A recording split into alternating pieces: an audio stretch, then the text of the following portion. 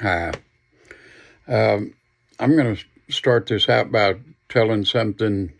Um, I've not done this before, um, but it makes me sad to know how many people are like a young lady that we talked to the other day, Beth and I. Uh, we were talking about the Lord is going to be coming home soon to get his bride. He won't be actually stepping foot on earth. That's his second coming. This is the rapture. This is when he comes for his bride. Now,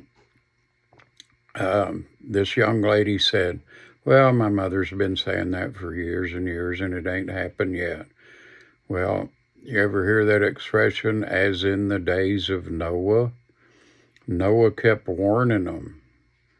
It's going to happen. But they ignored him. They ignored God. I don't know about any of y'all, probably from the way I've been feeling, a lot of you have been too, because God don't just give it to one person uh, all the time. Uh, Sometimes he does, but most of the time he gives a feeling to lots and lots of people who are Christians and walking the walk, not just talking the talk, walking the walk. Um, and I have felt a great burden for the lost here lately. I've always had a burden for the lost, but this is like a heaviness.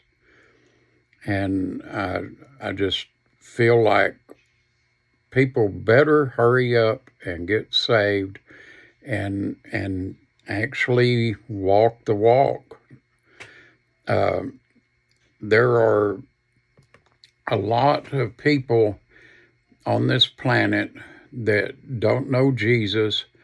Some of them kind of know who he is, and some are like, oh, well, yeah, I believe in Jesus. Well, do you believe Jesus is the Son of God? Do you believe Jesus is part of the Trinity? Because if you don't, you got nothing. That's like saying, well, uh, I know there's a guy named George Johnson. So what? Do you know George Johnson? Just because you believe that there was a man named Jesus Christ who was the Son of God doesn't mean that you know him.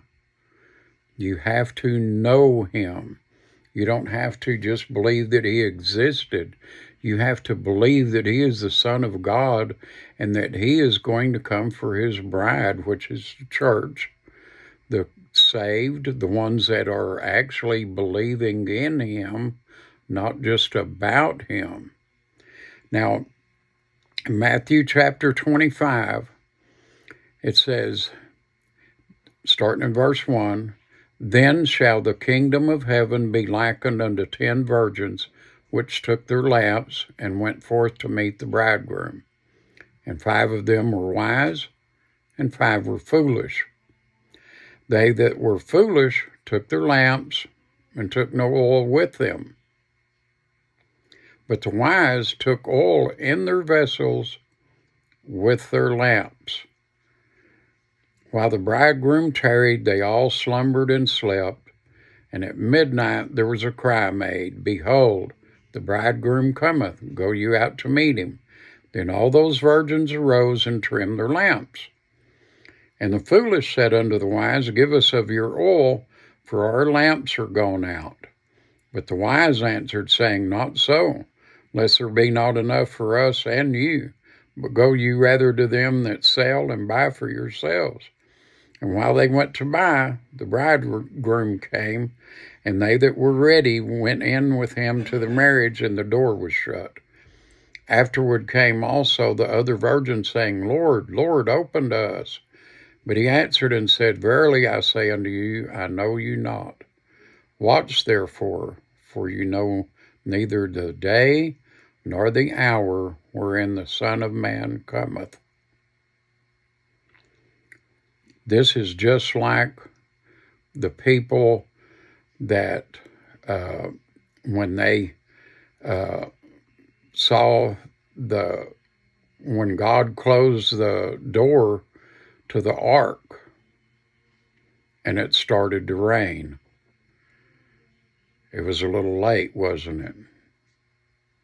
Well, there's going to come a time, and I don't for a minute think it's going to be very long, that it will be too late. Of course, for some of you, that time may not involve at all when Jesus comes for his bride.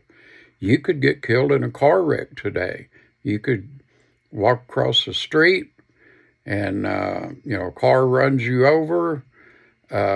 You could go out hunting, have an accidental discharge, or someone else have an accidental discharge. There's all kinds of ways you can die.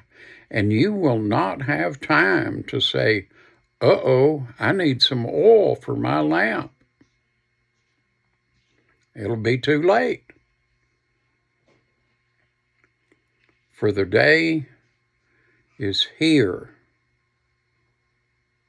and the time is now that you need to get saved. You don't need to lollygag around and go, well, people have been saying that my whole life. Well, how many people do you know that got killed in a car wreck? They didn't have time to get saved. Most of them didn't even have time to say, oh no, oh God, oh Jesus, or anything. They are coming up to an intersection, a car T-bones them, kills them graveyard dead right then and there. They don't have time for nothing. You need to get it done now. And I mean right now. I have a sense of urgency that I have never felt before. And if you have family members that aren't saved, you better talk to them, and you better pray that God will send somebody that they will listen to, because they may not listen to you, but pray that God will send someone to talk to them and witness to them and tell them how to accept Jesus. I've got family members that wouldn't listen to me for nothing, and the reason is, just like Jesus, I know him. I know how he acts. Well, you may know how I used to act, but you don't know me now. And it's the same thing.